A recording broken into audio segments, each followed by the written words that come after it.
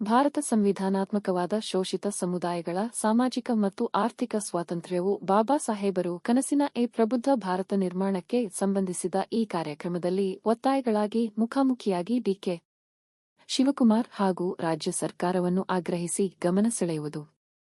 August 15, 1947 ರಿಂದ ಬ್ರಿಟಿಷರಿಂದ ಭಾರತದ ಜನಸಾಮಾನ್ಯರಿಗೆ ಹಸ್ತಾಂತರಗೊಂಡ ಭಾರತದ ಸ್ವಾತಂತ್ರ್ಯದಲ್ಲಿ ಸಂವಿಧಾನ ಶಿಲ್ಪಿ ಬಾಬಾ ಸಾಹೇಬ್ ಡಾ. ಅಂಬೇಡ್ಕರ್ ನವೆಂಬರ್ 26, 1949 ರಂದು ಸ್ವತಂತ್ರ ಭಾರತದ ಸಂವಿಧಾನವನ್ನು ಸಮರ್ಪಿಸಿ, ಈ ದಿನ ನಾವು ಭಾರತದಲ್ಲಿ ಒಂದು ವ್ಯಕ್ತಿ, ಒಂದು ಮತ, ಒಂದು ಮತವು ಒಂದು ಮೌಲ್ಯ ಎಂಬ ರಾಜಕೀಯ ಸಮಾನತೆಯನ್ನು ಸ್ಥಾಪಿಸಿದರು.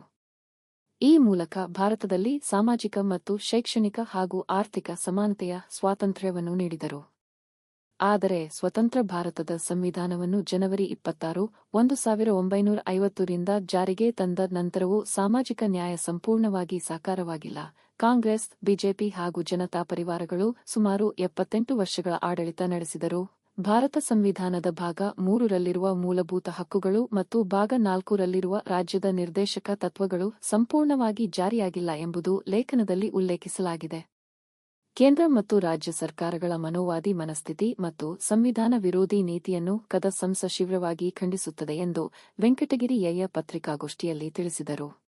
ಮಾಡುವುದರಲ್ಲಿ ವಿಫಲವಾಗಿರತಕ್ಕಂಥ ಆಡಳಿತ ವ್ಯವಸ್ಥೆ, ಆರ್ಥಿಕ ಸಮಾನತೆಯನ್ನು ತಂದುಕೊಡೋದ್ರಲ್ಲಿ ವಿಫಲರಾಗಿರ್ತಕ್ಕಂಥ ಆಡಳಿತ ವ್ಯವಸ್ಥೆ, ಮತ್ತೆ ರಾಜಕೀಯ ಕೂಡ ಇವತ್ತು ರಾಜಕಾರಣದಲ್ಲಿ ಪ್ರಜಾಪ್ರಭುತ್ವ ವ್ಯವಸ್ಥೆ ಕೂಡ ಯಾರು ಉಳ್ಳವರು ಅವರಿಗೆ ಅವರ ಪರವಾಗಿ ಇರ್ತಕ್ಕಂಥ ಒಂದು ವಾತಾವರಣವನ್ನ ಇವತ್ತು ಈ ದೇಶದಲ್ಲಿ ನಿರ್ಮಾಣ ಮಾಡಿದೆ.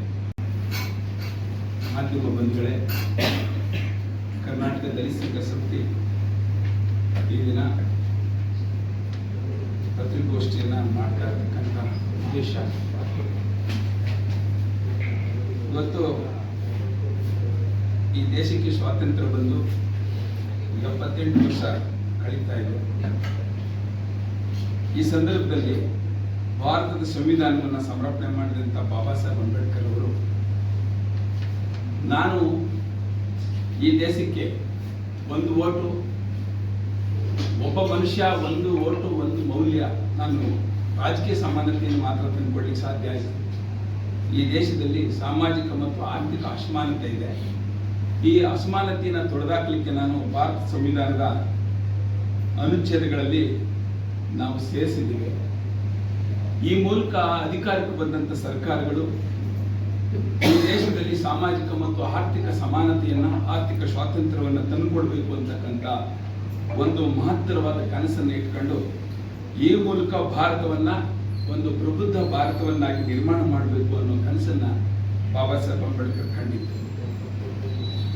ಆದರೆ ಅಧಿಕಾರಕ್ಕೆ ಬಂದಂತ ಕಾಂಗ್ರೆಸ್, ಬಿಜೆಪಿ, ಜನತಾ ಪರಿವಾರ ಸರ್ಕಾರಗಳು ಈ ಭಾರತದ ಸಂವಿಧಾನದ ಆಶಯಗಳನ್ನ ದೂರೀಕರಿಸಿ ಅದರ ಅಂಶಗಳನ್ನ ಗಂಭೀರವಾಗಿ ಪರಿಗಣಿಸಿ ಜಾರಿ ಮಾಡುವುದರಲ್ಲಿ ಸಂಪೂರ್ಣವಾಗಿ ವಿಫಲ ಆಗಿದೆ. ಸಮಾಜಕ್ಕೆ ಒಳ್ಳೆಯದು ಬಯಸುವ ಜನ ಅಧಿಕಾರದಿಂದ ಬಹುದೂರ ಇರಿಸ್ತಕ್ಕಂಥ ಒಂದು ಷಡ್ಯಂತ್ರ ಈ ವ್ಯವಸ್ಥೆಯಲ್ಲಿ ನಡೀತಾ ಇದೆ.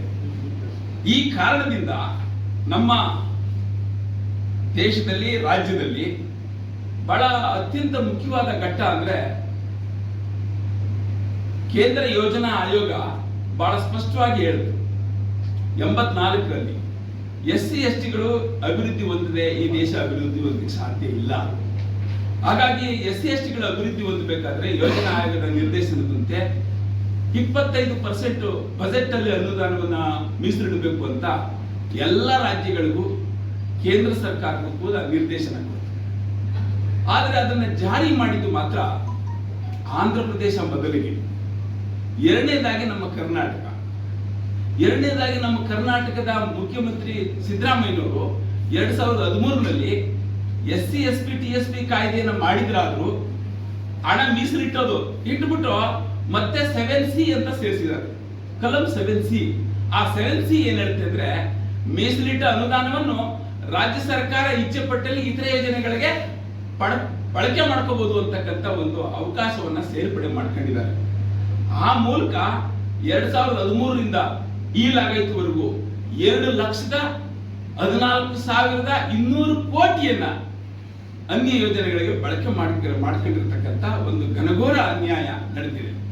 ಅದಕ್ಕಾಗಿ ಈ ಮುಂದಿನ ಮುಂಗಾರು ನಾವು 13ರಿಂದನೂ ಹೋರಾಟ ಮಾಡ್ಕೊಂಡು ಬರ್ತಾ ಇದೀವಿ ಸಿದ್ದರಾಮಯ್ಯ ಸರ್ಕಾರದ ವಿರುದ್ಧ. ನೀವು ಈ 7C ತೆಗಿಬೇಕು ಅಂತ ಕೇಳ್ತಾ ಇದ್ದೀವಿ. ಅವರು 7D ತೆಗೆದ್ರು, 7C ತೆಗಿಲಿಲ್ಲ.